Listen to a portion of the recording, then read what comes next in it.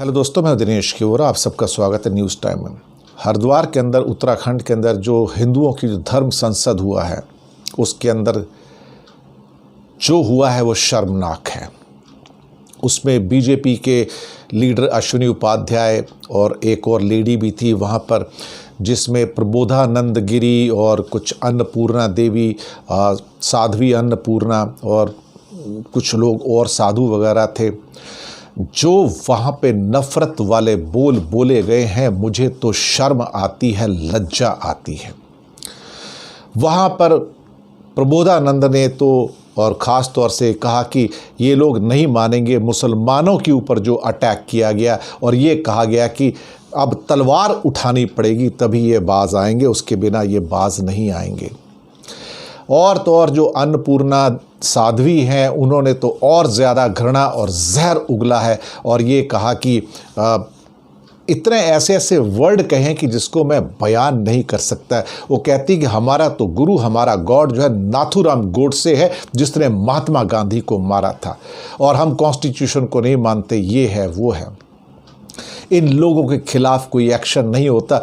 वो मासूम मुनव्वर राणा, जिसने एक जोक भी क्रैक नहीं किया था, जोक कर सकता था, उसके लिए 30 दिन उसको जेल में डाल दिया। और यहाँ जो लोग तलवार उठा के मुसलमानों को मारने की बात करते हैं, उनके खिलाफ कोई एक्शन नहीं होता। इससे ज़्यादा शर्मनाक बात क्या हो सकती है कि जो लोग नाथूराम जैसे हत्यारे को, गोडसे को गॉड बना लेते हैं। ये तो डूब कर मरने वाली बात है। और उसके ऊपर भारतीय जनता पार्टी और आरएसएस के लोग चुप रहते हैं, कोई नहीं बोलता। भारतीय जनता पार्टी की जो टॉप लीडरशिप जो दिल्ली में बैठी है, वो भी चुप रहती है, वो भी कुछ नहीं बोलती। ऐसा लगता है कि पूरी की पूरी बीजेपी, आरएसएस, विश्व हिंदू परिषद और बजरंग दल इस समय देखा जाए तो एक पूर्व भारत को बांटने के अंदर लग चुके हैं। वो समाज के अंदर बंटवारा चाहते हैं। वो सिखों के खिलाफ जहर उगलते हैं, मुसलमानों के खिलाफ जहर उगलते हैं, क्रिश्चियंस के खिलाफ जहर उगलते हैं। ऐसा लगता है जैसे वो मकान के मालिक हैं और हम सारे किराएदार हैं।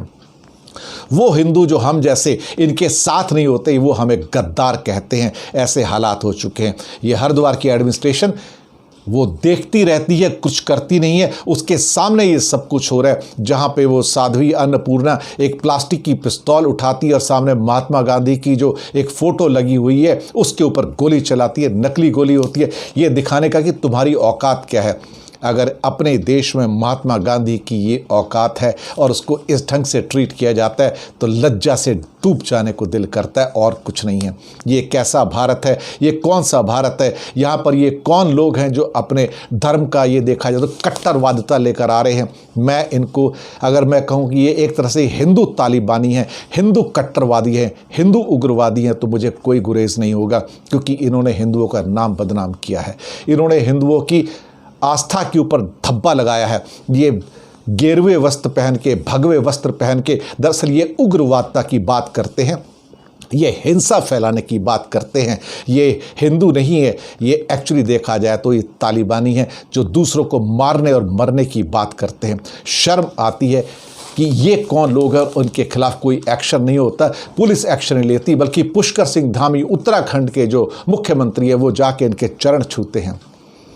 आप बताइए ये मुल्क कहाँ जा रहा है? आप बताइए ये मुल्क क्या सामाजिक रूप से इतना बांट दिया जाएगा, इतनी नफ़रत पैदा कर दी जाएगी? अगर आज ये हालात हैं तो खुदा जाने आने वाले सालों में इस हिंदुस्तान का क्या होगा।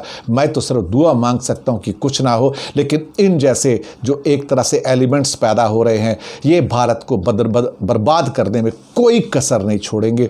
हेट स्पीचेस इस कदर हैं, इतनी नफ़रत है इन हिंदुओं के अंदर, मुसलमानों के लिए, सिखों के लिए, क्रिश्चियंस के लिए, कि मैं आपको बता नहीं सकता। ये हिंदू कहलाने के लायक नहीं है। ये दरअसल एक किस्म से उग्रवादी हैं जो हिंदुस्तान के अंदर, और भारतीय जनता पार्टी, आरएसएस के सब लोग इनको सपोर्ट कर रहे हैं। कोई कुछ नहीं बोलता है। इसका मतलब है कि ऊपर से सारी की सारी सपोर्ट है। एक प्लान बनाया गया है कि हिंदुस्तान को एक एक कदम आगे ले जाके किस ढंग से सामाजिक रूप से बांट देना चाहते हैं इसको। ये शर्म आती है, शर्म आती है।